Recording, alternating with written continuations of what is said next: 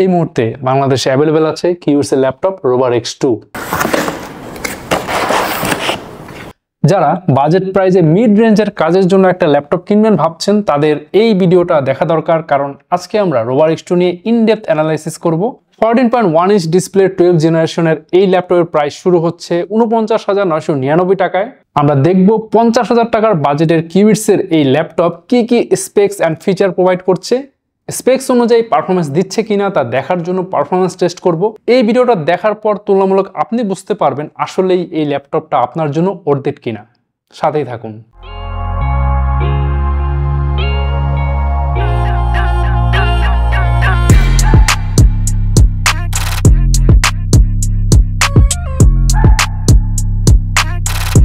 প্রথমে এই ল্যাপটপের বিল কোয়ালিটি অ্যান্ড আউটলুক ইন্সপেকশন করব।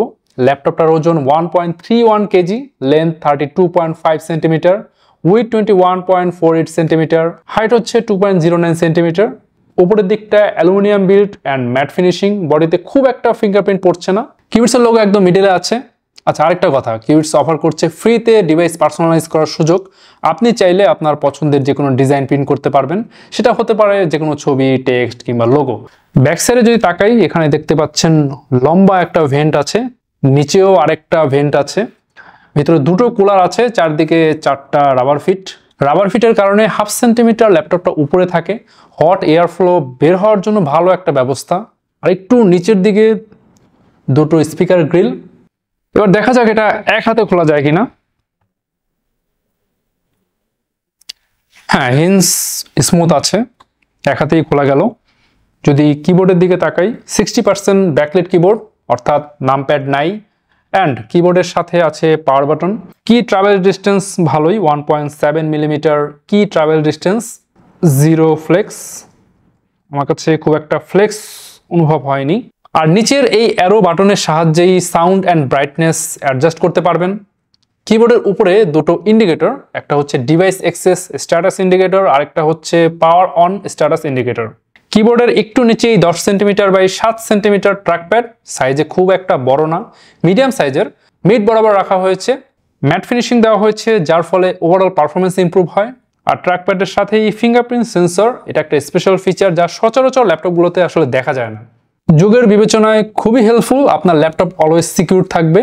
ডান পাশে রোভার X2 লোগো অ্যান্ড বাম পাশে ইন্টেল কোর i5 এর স্টিকার। বলে রাখা ভালো, রোভার X2 ল্যাপটপের সবগুলো ভেরিয়েন্টই হচ্ছে ইন্টেল কোর i5 দিয়ে বিল করা। সে কথায় পরে আসছে, এবার আসি আইও পোর্টস। ডান দিকে একটি চার্জিং পোর্ট, সাথেই ইন্ডিকেটর, একটি HDMI 1.4, একটি USB 3.0 Gen 2 টাইপ A, একটি ফুল ফাংশনাল টাইপ C পোর্ট। এটা দিয়ে আপনি ডেটা ট্রান্সফার, ফোনে চার্জ দেওয়া এবং এক্সটার্নাল মনিটর কানেক্ট করতে পারবেন। বাম দিকে RJ45 ল্যান্ড পোর্ট, যেটা 10, 100 কিংবা 1000 MBPS পর্যন্ত সাপোর্ট করবে, একটি USB 2.0 টাইপ A, একটি Realtek high definition audio 3.5mm headphone and mic combo jack. Rover X2 ল্যাপটপে ব্যবহার করা হয়েছে Intel 12 generation core i5 Alder Lake 12450H processor. এটা মোবাইল সেগমেন্টের একটা প্রসেসর। এই প্রসেসর ইউজ করার পিছনে অন্যতম কারণ হচ্ছে এই সিরিজের যতগুলো প্রসেসর লঞ্চ হয়েছে তার মধ্যে 12450H মডেলের প্রসেসরটি পারফরমেন্সের দিক থেকে এগিয়ে থাকবে। Semiconductor size 10 nanometre. একটা প্রসেসরের সেমিকন্ডাক্টর সাইজ যত ছোট হবে পারফরমেন্স তত ভালো দিবে অ্যান্ড পাওয়ার কনজাম্পশন রিডিউস করবে। 8 কোর্স, যার মধ্যে 4টা পারফরমেন্স কোর অ্যান্ড 4টা efficient core. 12 threads.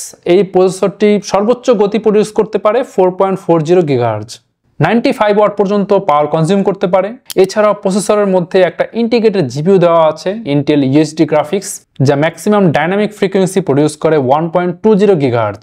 OpenGL version 4.6। Spec and speed wise এই iGPU এমনভাবে পাওয়ার প্যাক করেছে যা ব্যাটারি ব্যাকআপে বেশ কার্যকর হবে। এরপর র্যাম অ্যান্ড মেমোরি, এগুলো নিয়ে আলোচনা করার জন্য আগে আমরা ল্যাপটপটাকে খুলে ফেলবো, দেখি ভেতরে কি র্যাম অ্যান্ড স্টোরেজ দেওয়া আছে। এটা খোলার জন্য মোটামুটি 9টা স্ক্রু আমাদের পার হতে হবে।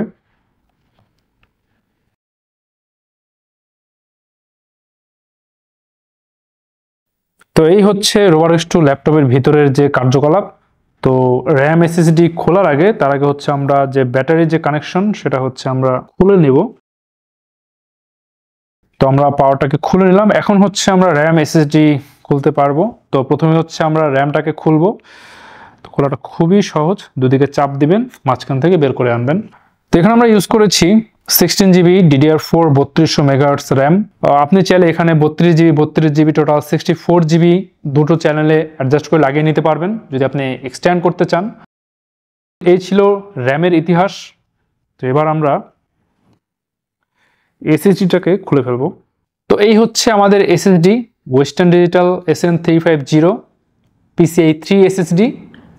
স্লটেও হচ্ছে PCI 3 সাপোর্ট করবে, তাই হচ্ছে আমরা ওয়েস্টার্ন ডিজিটালের PCI 3 Gen 3 যে SSD সেটাই হচ্ছে আমরা ইউজ করেছি। ক্রিস্টাল রিসমার্কে টেস্ট করে আমরা sequential read and right speed পেয়েছি। রিড স্পিড হচ্ছে 3492 আর রাইট স্পিড হচ্ছে 2796। ওয়েস্টার্ন ডিজিটাল যেটা ক্লেম করছে তার চেয়ে আমরা আরও ভালো পারফরমেন্স পেয়েছি। এবার আমাদের মাদারবোর্ডের সাথে অ্যাডজাস্ট করা আরও কিছু কম্পোনেন্ট নিয়ে কথা বলবো। ইন্টেল ওয়্যারলেস AC 9560 Wi-Fi 5 খুব আপডেটেড একটা চিপ। তারপরে এখানে দেখছি দুটি হিট পাইপ।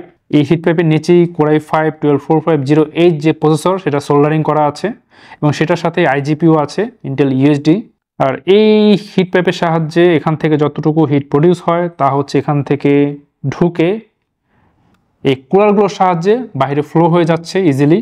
তাই বলা যায় ভেতরে কোনো টেম্পারেচার আটকে থাকবে না। যদি আটকে থাকে এই পাওয়ারফুল কুলারগুলো সেগুলো বের করে দিবে। আপনার কুলারগুলো অ্যান্ড এই যে থার্মাল মেকানিজম এটা যদি পাওয়ারফুল না হয় তাহলে কিন্তু ভিতরে টেম্পারেচার আটকে থাকতে পারে এবং থার্মাল থ্রটলিং ক্রিয়েট হবে, যার ফলে কিন্তু এক একটা কম্পোনেন্ট কিন্তু ক্র্যাশ করতে পারে। তাই এই বিষয়টা মাথায় রেখে কিউবিটস খুব ভালো একটা থার্মাল ডিজাইন এখানে ডেভেলপ করেছে। অ্যান্ড লাস্ট ওয়ান ব্যাটারি সেলগুলো অনুভব করা যাচ্ছে। ভিতরে 3টি সেল আছে। এখানে হচ্ছে 4700 mAh ব্যাটারি দেওয়া হয়েছে। তো ফুল চার্জে মোটামুটি 2.5 থেকে 3 ঘন্টার মতো লাগবে এবং 4 থেকে 4.5 ঘন্টা আপনি ইজিলি ব্যাকআপ পাবেন। আর ব্যাটারি সম্পর্কে যদি আরও কিছু ইনফরমেশন দিতে হয়, আর এটার ভোল্টেজ হচ্ছে 11.55 ভোল্ট আর লিমিটেড চার্জিং ভোল্টেজ হচ্ছে 13.2 ভোল্ট। তো এই ছিল আমাদের রোভার X2 নিয়ে টিয়ার ডাউন। এবার হচ্ছে আমাদের যে কম্পোনেন্টগুলো র্যাম SSD এগুলোকে হচ্ছে আমরা জায়গা মতো লাগিয়ে দিই এবং এগুলো জায়গা মতো লাগানো খুবই সহজ। সাউন্ড টেস্ট চলছে, আমরা হাই 75 ডেসিবেল পর্যন্ত সাউন্ড পাচ্ছি।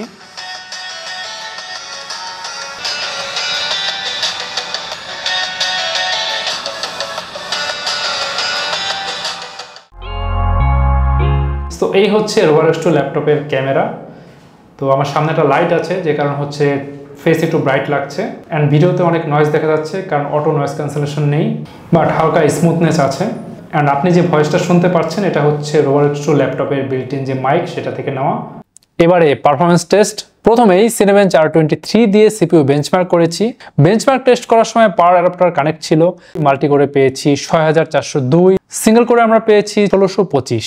এই সময় সিপিইউতে এভারেজ টেম্পারেচার ছিল 77 ডিগ্রি সেলসিয়াস এবং সর্বোচ্চ পাওয়ার কনজিউম করেছে 50 ওয়াট। এখানে আমরা সেম প্রসেসরের অন্যান্য ল্যাপটপগুলোর Cinebench R23 তে যে বেঞ্চমার্কের স্কোর এসেছে সেগুলো দেখেছি। সেখানে এভারেজ সিঙ্গেল কোরে স্কোর ছিল 1587 এবং মাল্টি কোরে স্কোর ছিল 9947। এভারেজ মাল্টি কোরে স্কোর 9000 প্লাস হলেও রোভার X2 ল্যাপটপে আমরা 6400 পেয়েছি। এর পেছনে কারণ হচ্ছে এর form factor. Core i5 12450H এর জন্য maximum turbo power 95 watt, but Rover X2 যেহেতু সাইজে ছোট 14 ইঞ্চ ল্যাপটপ, তাই এই ফর্ম ফ্যাক্টরের জন্য TDP লিমিটেশন আছে, ম্যাক্সিমাম 50 ওয়াট, আর সেই অনুযায়ী এটার থার্মাল ডিজাইন করা হয়েছে। তাই TDP লিমিটেশনের কারণে এর মাল্টিকোর স্কোর আমরা 6500 এর আশেপাশেই পাবো। আর এটা যে কোনো ব্র্যান্ডের 14 ইঞ্চ ফর্ম ফ্যাক্টরের ল্যাপটপের জন্যই সত্য। সাইজের কারণে ম্যাক্সিমাম টার্বো পাওয়ার ইউজ করা সম্ভব হয় না, তাই বেঞ্চমার্ক স্কোরে আমরা ভেরিয়েশন দেখতে পাই। এরপর আমরা one of the most important thing in a laptop, display নিয়ে কথা বলবো। রোভার X2 ল্যাপটপে দেওয়া হয়েছে 14.1 inch FHD IPS display, refresh rate 60 hertz, resolution 1920x1080 pixels, viewing angle 170 degree. IPS panel হওয়ায় দীর্ঘ সময় স্ক্রিনে তাকিয়ে কাজ করলে ক্লান্তিভাব তুলনামূলক কম আসবে। ডিসপ্লের আশেপাশে 6 মিলিমিটার থিন ভেজেল। এবারে কালার অ্যাকুরেসি টেস্ট করে দেখব, যার জন্য আমরা ইউজ করেছি Spider X Pro হার্ডওয়্যারটি। হাতে কলমে কালার অ্যাকুরেসি টেস্ট করার পর আমরা পেয়েছি 62% of sRGB, 44% of NTSC, 46% of Adobe RGB, 46% of DCI P3। Brightness বা luminance 260 candelas per square metre, support colour 6 bits or 262K, contrast ratio 1000:1। Ghosting আছে বাট খুব মিনিমাল, খুব একটা চোখে পড়ে না, আমরা UFO টেস্ট করে দেখেছি।